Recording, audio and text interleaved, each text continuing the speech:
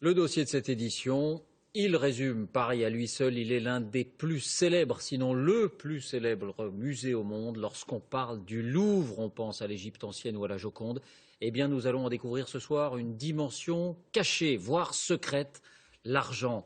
Pour vivre et pour rayonner, le Louvre doit aussi se vendre, et pas seulement aux visiteurs comme vous et moi. Le Louvre, côté porte-monnaie, Christophe Hérault, Antoine Hussert. Le musée du Louvre, c'est le musée de tous les records. 10 millions de visiteurs chaque année se pressent pour admirer les chefs-d'œuvre. De la liberté guidant le peuple à la Joconde, les icônes attirent de plus en plus. Mais pour demeurer le plus grand musée du monde, un budget de 199 millions d'euros est nécessaire. 49% proviennent des subventions de l'État. Les 51 restants, le Louvre doit les trouver pour boucler son budget. 101 millions d'euros, c'est la somme que le musée recherche. Il faut attendre que le Louvre se vide pour découvrir la première piste de financement. Avec un M, oui. Ça va être de ce côté-ci avec ma collègue. Ce soir-là, un grand cabinet de conseil financier organise une visite privée pour ses clients. Privilège pour ses avocats d'affaires, le musée est silencieux. Vous voyez, le trône de Charlemagne est supporté par une fleur de lys naturelle. Un guide commente la visite rien que pour eux. Alors, on dit Charles de Charles V. C'est un moment merveilleux qui ne peut exister que grâce à des opérations de mécénat comme celle à laquelle j'assiste aujourd'hui. Cette privatisation coûte 30 000 euros. À ce prix-là, champagne et coucher de soleil en plein Paris sont au menu. Sur les terrasses, on cause peinture, mais sûrement aussi affaires. Ça favorise un échange convivial. Au-delà des affaires, on ne traite pas des affaires forcément, on ne va pas signer un contrat ce soir, bien évidemment, mais en tout cas, on va prendre contact.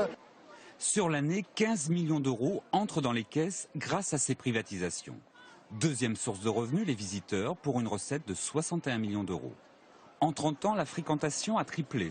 Alors, sous la pyramide, dans les sous-sols, un chantier est en route. On casse les murs pour agrandir la billetterie.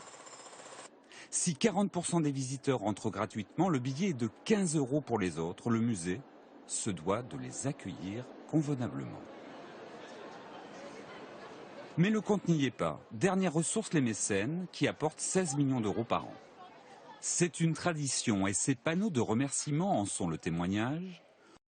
Les grandes entreprises et les riches particuliers soutiennent le musée. Ce jour-là, Christian Nibourel, président en France d'un cabinet de conseil fort de 6 000 salariés, a rendez-vous avec le responsable du mécénat du Louvre. Bonjour. Le billet, lui, chaque année, 15 de ses salariés sont mis à disposition pour le développement numérique du musée. Mécéner le Louvre est prestigieux pour une entreprise. Le Louvre, c'est français, c'est l'image du Louvre, c'est un rayonnement international. Pour nous, Accenture, on est quand même une entreprise internationale, donc faire savoir à l'intérieur du groupe international qu'on travaille pour le Louvre, c'est quand même, et du groupe mondial, c'est quand même quelque chose de bien, on est très fiers. Le compte est bon, le budget est bouclé. Et ainsi, le Louvre peut continuer à acquérir des œuvres. Cette table du XVIIIe siècle, incrustée de 128 pierres fines, vient d'être achetée par le musée. Elle coûte 12,5 millions d'euros, entièrement payée par des mécènes. Et l'an dernier, 6700 donateurs individuels ont participé au financement de la restauration de la victoire de Samothrace à hauteur de 4 millions d'euros. Argent public, deniers privés, c'est bien le modèle économique du musée du Louvre.